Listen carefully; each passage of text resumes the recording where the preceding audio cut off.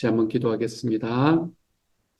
사랑하는 하나님, 우리에게 따를 수 있는, 따르고 싶은 말씀을 허락하여 주시니 감사합니다. 말씀만 그냥 툭 던져주신 것이 아니라 그 말씀대로 살아가고 싶은 마음도 주시고 그렇게 살 수 있는 능력도 허락해 주시니 감사합니다. 마음도 주시고 능력도 주셨으니 주님이여, 나머지는 우리의 선택에 달려 있지 않습니까?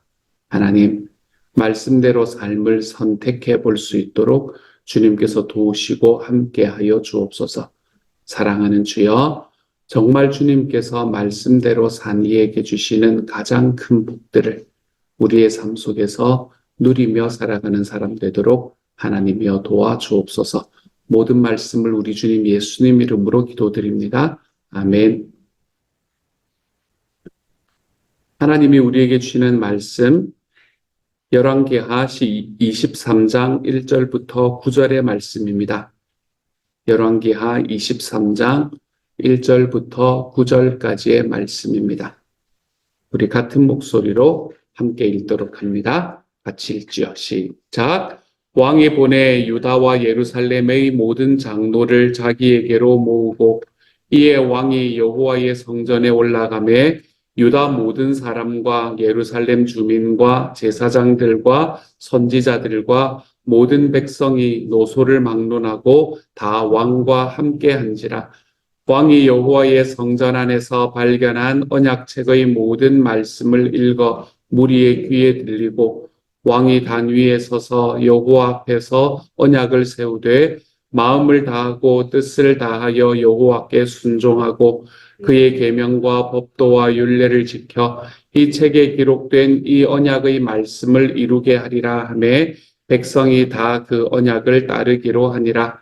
왕이 대제사장 hil기야와 모든 부제사장들과 문을 지킨 자들에게 명령하여 바알과 아세라와 하늘의 1월 성신을 위하여 만든 모든 그릇들을 여호와의 성전에서 내다가 예루살렘 바깥 기드론 밭에서 불사르고 그것들의 재를 베델로 가져가게 하고 옛적에 유다 왕들이 세워서 유다 모든 성읍과 예루살렘 주위의 산당들에서 분향하며 우상을 섬기게 한 제사장들을 폐하며 또 바알과 해와 달과 별대와 하늘의 모든 별에게 분향하는 자들을 폐하고 또 여호와의 성전에서 아세라상을 내다가 예루살렘 바깥 기드론 시내로 가져다 거기에서 불사르고 빻아서 가루를 만들어 그 가루를 평민의 묘지에 뿌리고 또 여호와의 성전 가운데 남창의 집을 헐었으니 그곳은 여인이 아세라를 위하여 휘장을 짜는 처소였더라.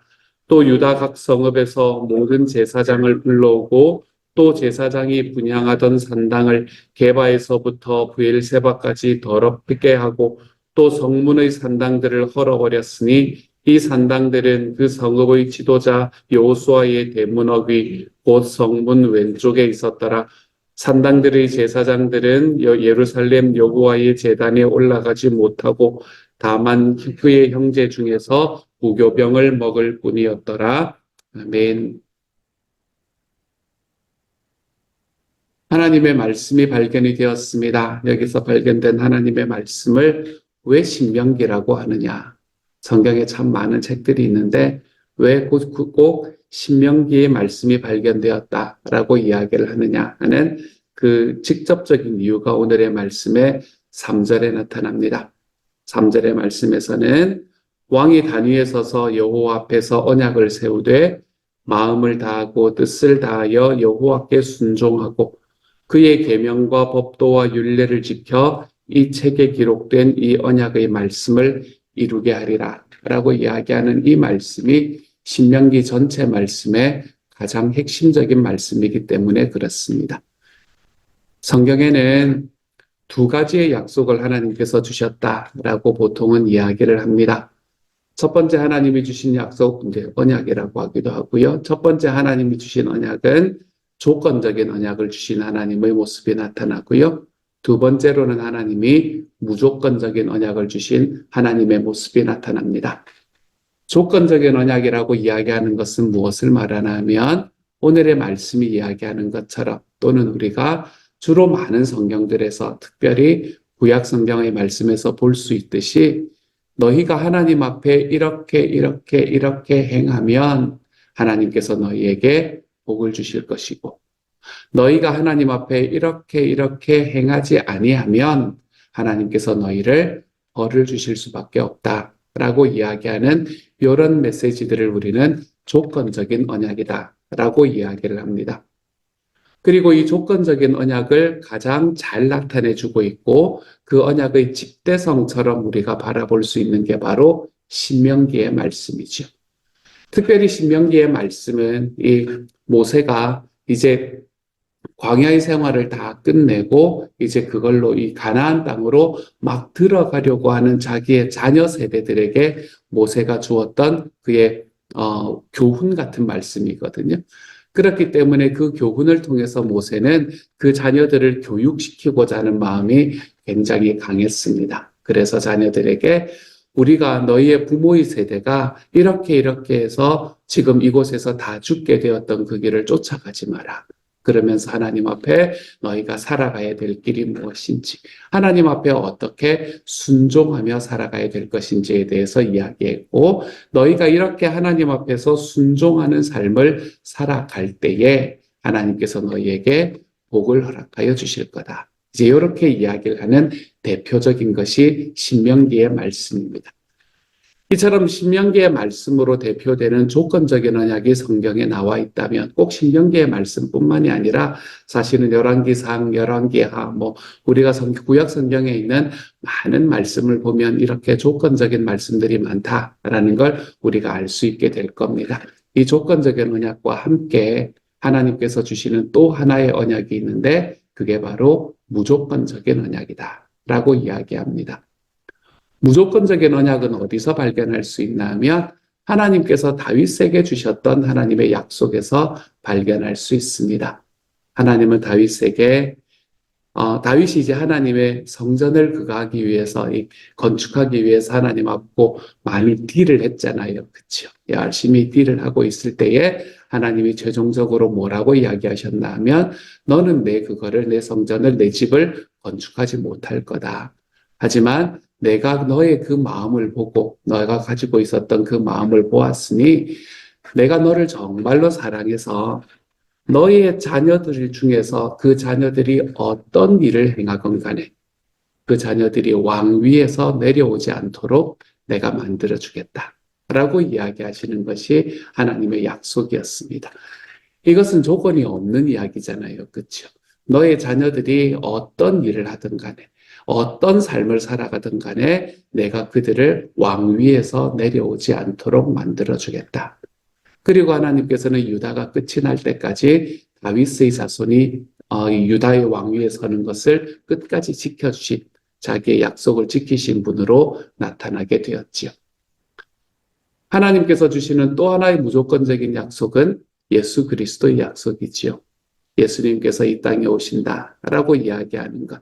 하나님께서 이 땅에 있는 백성들을 구원하시기 위해서 자기의 아들을 이 땅에 보내주실 것이다 라는 그 약속을 하나님께서는 이 모세의 때로부터 모세 오경에서부터 시작을 해서 끊임없이 이야기를 해주고 계셨는데 그렇게 이야기를 해주는 모든 과정들은 너희가 이렇게 하면 내가 내 아들을 보내주겠고 라는 이야기가 거기에는 전혀 존재하지를 않습니다.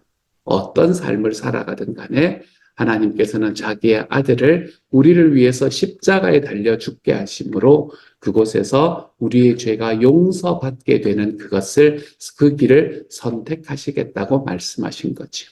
이런 게 이제 무조건적인 약속입니다.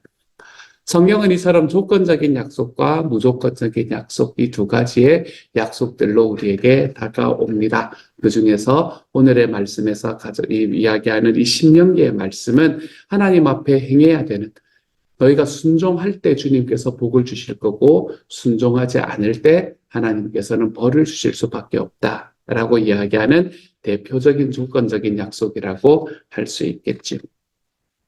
그렇기 때문에 백성들이 해야 되는 일이 생기는 겁니다. 그래서 3절의 말씀의 제일 뒷부분에 보면 백성이 다 그 언약을 따르기로 하니라 라고 이야기하는 말씀이 나타나지요. 하나님 앞에서 올바르게 서기 위해서는 백성들이 해야 되는 일이 존재하게 되는 겁니다. 하나님께서 이처럼 조건적인 약속, 어떻게 보면 우리에게 율법이라고 이야기할 수도 있는 그걸 주신 이유가 뭘까요? 하나님은 왜 우리에게 무조건적인 약속만 허락하지 않으시고 왜 우리에게 조건적인 약속을 허락해 주셔서 우리의 삶을 이처럼 힘들고 고통스럽게 만드는 것일까요? 사실 그렇지는 않지만 그렇게 생각하시는 분들이 있어서 그렇게 만드는 걸까요? 제가 예수님을 믿지 않으시는 분들에게 예수님을 전하는 시간이 있잖아요. 그렇죠? 저희는 한 달에 한 번씩 예수님 영접 모임을 하게 되는데 예수님 영접 모임을 하게 되면 참 많은 분들이 그렇게 이야기를 하시는 분들이 있습니다. 예수님을 믿는다, 크리스천이 된다라는 게 참 어려운 겁니다. 라고 이야기하시는 분들이 계세요. 왜 어려운 겁니까? 라고 이야기하면 아니 일주일에 한 번씩 교회에 가서 이야기를 듣고 그 이야기를 들으면 1년이면 52번이 될 거고 10년이면 520번이 될 건데 그 말씀들은 매번 다른 말씀을 한다는 거예요. 늘 다른 말씀을 하는 그 이야기를 듣고 그대로 살아간다는 게 얼마나 힘든 일이겠습니까? 이렇게 이야기를 듣게 되는 때가 있습니다. 그래서 그런 오해들을 풀어드리기 위해서 참 많이 노력하는 때가 있지요. 말씀이 우리에게 율법을 이야기하고 조건적인 약속을 이야기하는 것은 너희가 이렇게 지키지 않으면 너희는 망할 거야 라고 이야기해서 우리의 삶을 고생의 고난의 구렁텅이로 빠뜨리기 위해서 그러는 게 아닙니다. 우리가 하나님 앞에서 하나님이 우리에게 약속을 주시고 율법을 주신 이유가 무엇이다 라는 걸 너무나 분명하게 좀 깨닫고 살아가는 사람이었으면 좋겠습니다. 그리고 이것은 우리의 지식에만 있는 게 아니라 우리의 삶에 습관으로 남아있을 수 있는 하나님의 사람이 되었으면 좋겠어요. 주님이 율법을 주신 이유는 뭡니까? 우리의 행복을 위해서입니다. 여러분 이것을 이 신명기 10장 13절의 말씀을 여러분의 평생 잊지 않고 살아갈 줄 아는 하나님의 사람이 되어 가시기를 소망합니다. 하나님이 우리에게 말씀을 주신 것은 우리가 행복하라고 그러시는 거예요. 우리가 우리의 삶에서 하나님의 말씀을 따르지 않으면 우리는 무엇을 따를 수밖에 없나 하면 나의 생각과 나의 말을 따를 수밖에 없습니다. 여러분, 나의 생각과 나의 능력을 따라 살아가는 삶이라는 것이 우리에게 약속해주는 그 미래가 우리에게 얼마나 큰 복의 미래가 되는가라는 것은 우리가 복의 미래가 되지 않는가라는 것은 우리가 평생을 살아가면서 경험하고 있는 것을 여러분도 알고 있지 않습니까? 그렇기 때문에 하나님의 말씀을 좇지 않으면 우리는 모두 나를 쫓아갈 수밖에 없습니다. 나를 쫓는 미래는 하나님 앞에서 사람들 앞에서 실패하는 미래가 될 수밖에 없다는 것도 분명하고요. 그러므로 주님의 말씀대로 살아가 보는 하나님의 사람이 되는 것은 나의 삶에 가장 큰 행복을 주는 길이다. 여러분 이것을 좀 기억하고 살아가 볼 줄 아는 하나님의 사람들이 되어 가시기를 소망합니다. 오늘의 말씀을 바라보면 이 요시야라는 왕과 그리고 그 모든 백성들 저는 2절의 말씀도 참 좋았거든요. 2절의 말씀을 한번 읽어볼 테니 제가 왜 좋았을까? 이런 걸 여러분 한번 생각해 보시면서 여러분은 왜 좋은지 한번 생각해 보시면서 들어보시기 바랍니다. 이에 왕이 여호와의 성전에 올라가매 유다 모든 사람과 예루살렘 주민과 제사장들과 선지자들과 모든 백성이 노소를 막론하고 다 왕과 함께 한지라. 왕이 여호와의 성전 안에서 발견한 언약책의 모든 말씀을 읽어 무리의 귀에 들리고. 저는 이 말씀이 참 좋았습니다. 왜 그런가 하면 요시야라는 왕과 함께 모든 백성들이 같이 하고 있기 때문에 그렇습니다. 제가 여러분에게 요즘 들어서는 잘 이야기를 하지 않습니다. 왜 그런가 하면 좀 되고 있는 것 같아서요. 제 느낌은 예전에 안 될 때 열심히 이야기하고 다녔었는데 한 사람의 10걸음이 아니라 열 사람의 한 걸음이 되어가는 길. 같이 열 걸음을 걷는 거잖아요. 그렇죠? 근데 한 사람이 열 걸음을 걷고 나머지 사람들이 그냥 그 자리에 머물러 있게 되면 어쩌면 일은 더 잘 될지도 모릅니다. 그럼에도 불구하고 곧 번아웃이 오기 마련이고 곧 그 이상 그 관계 속에서 비판과 비교가 나타나게 되기 마련이 되는 거지요. 그렇기 때문에 열 사람의 한 걸음이 아니라 죄송합니다. 한 사람의 열 걸음이 아니라 열 사람이 함께 한 걸음씩을 걸어가는 삶.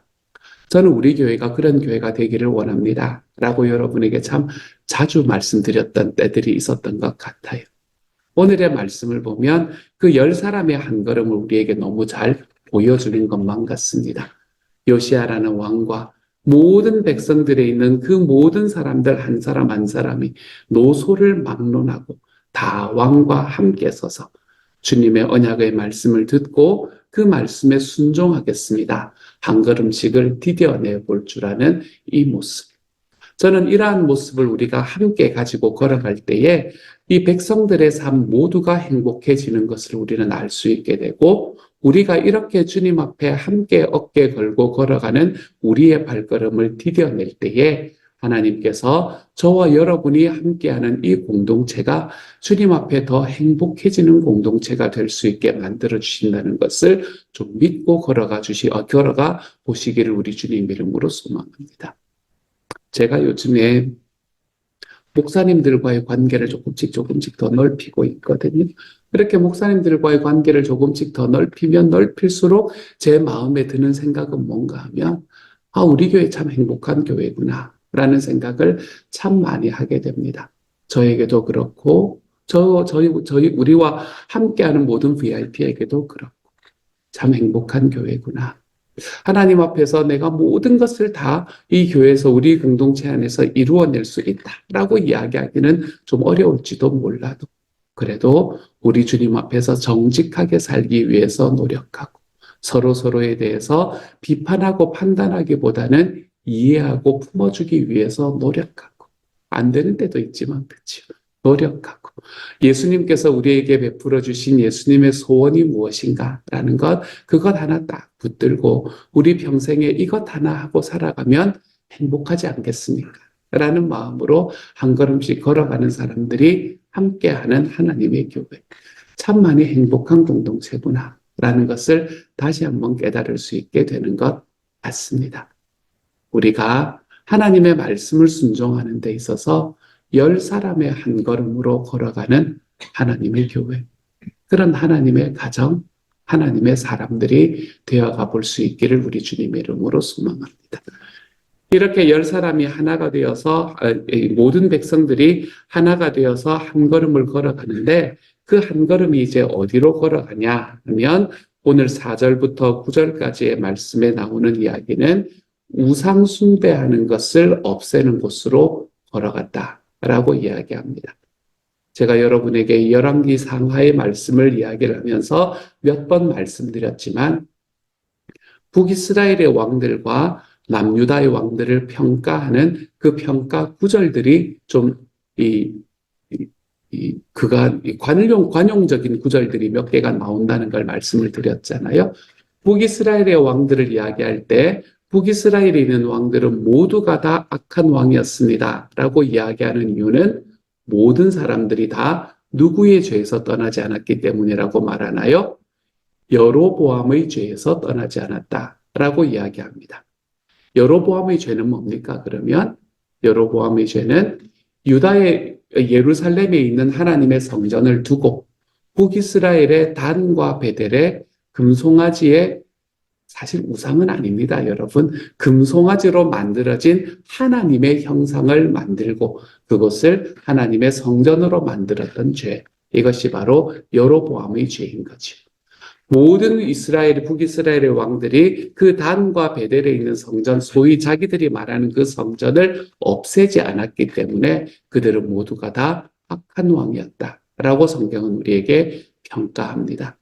그 중에서도 더 악한 왕은 뭘 적극적으로 하는 왕이었나 하면 바알과 아세라를 적극적으로 섬기는 왕들이 더 악한 왕으로 묘사되고 있었지요. 남유다에서는 악한 왕과 선한 왕들이 이렇게 좀 번갈아 가면서 나오는 것을 우리가 보았습니다. 남유다에서 악한 왕이다라고 이야기하면 어떤 왕들을 이야기했나요? 바알과 아세라를 적극적으로 쫓아가는 왕들이 악한 왕이다라고 이야기했습니다. 그러면 남유다에서 선한 왕이다. 그러면은 이제 대체 여호사밧이라든지 아사라든지 여러 왕들이 있었는데 그럼에도 불구하고 그 왕들이 가지고 있었던 한계가 있었습니다. 그 한계가 뭐였나요? 산당을 없애지 않았다라는 한계가 있었습니다.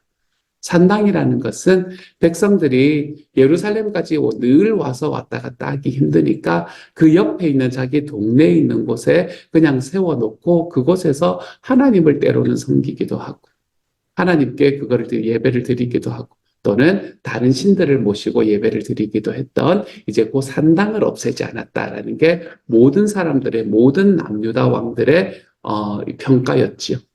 하지만 이 산당을 없앴던 왕이 딱 두 명이 있었다라고 제가 지난주에 말씀드렸죠. 이 산당을 없앴던 왕이 누가 있었나 하면 히스기야와 요시야가 산당을 없앴다라고 이야기하는 왕입니다. 그래서 남유다에서 가장 위대한 왕이 되었다라고 이야기를 드렸었죠. 여기서 오늘의 말씀에서 그 이야기를 우리에게 해주고 있는 겁니다.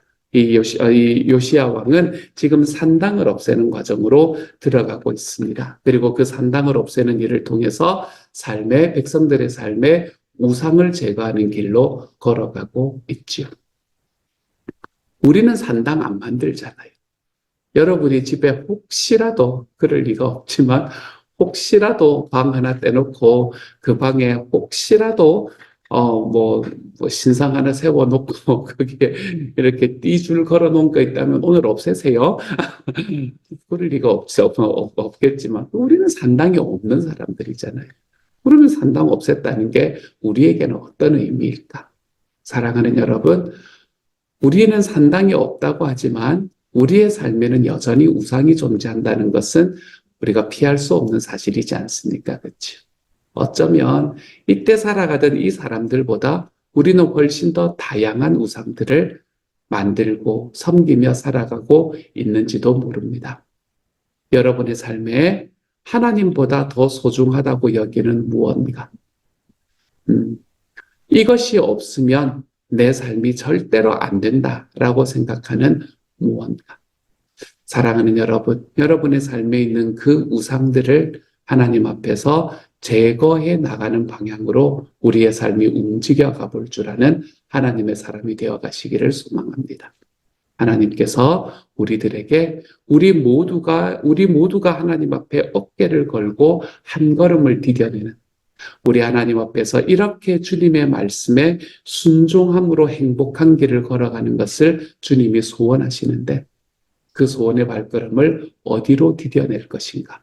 사랑하는 여러분, 우리의 삶에서 우상을 제거하는 길로 우리의 발걸음을 디뎌내 볼 수 있는 하나님의 사람이 되십시다.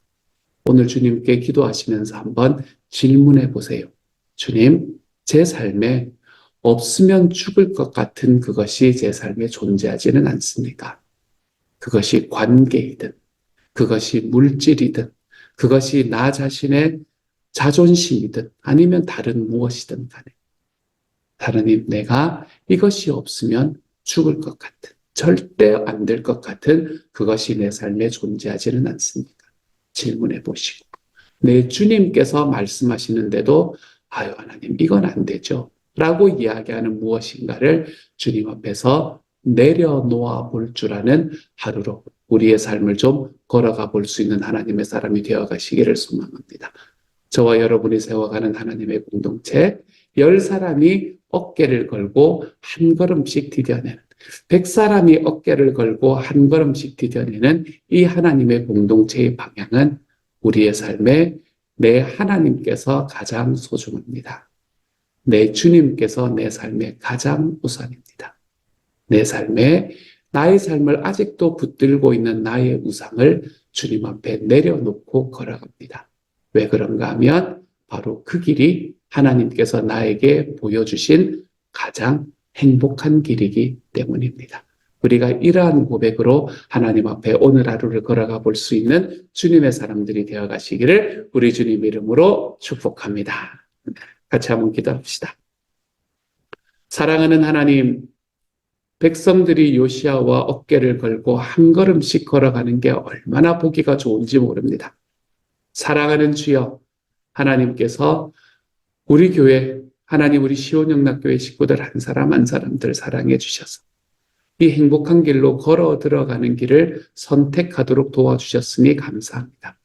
주님, 우리가 어깨 걸고 우리 주님의 소원에 합당한 교회 만들어 가보기 위해 안간힘을 써보는 하나님 그 모습을 향해서 걸어갈 때마다 주님이여, 우리가 우리의 삶에 있는 우상들, 나라는 우상들, 하나님 그 모든 것들을 하나님 앞에 내려놓고 내 주님이 가장 소중합니다. 고백하는 길로 걸어감으로 인해 주여, 우리가 주님의 말씀에 순종함으로 더 행복해지는 하루가 되도록 하나님 도와주옵소서. 모든 말씀 예수님 이름으로 기도드립니다. 아멘.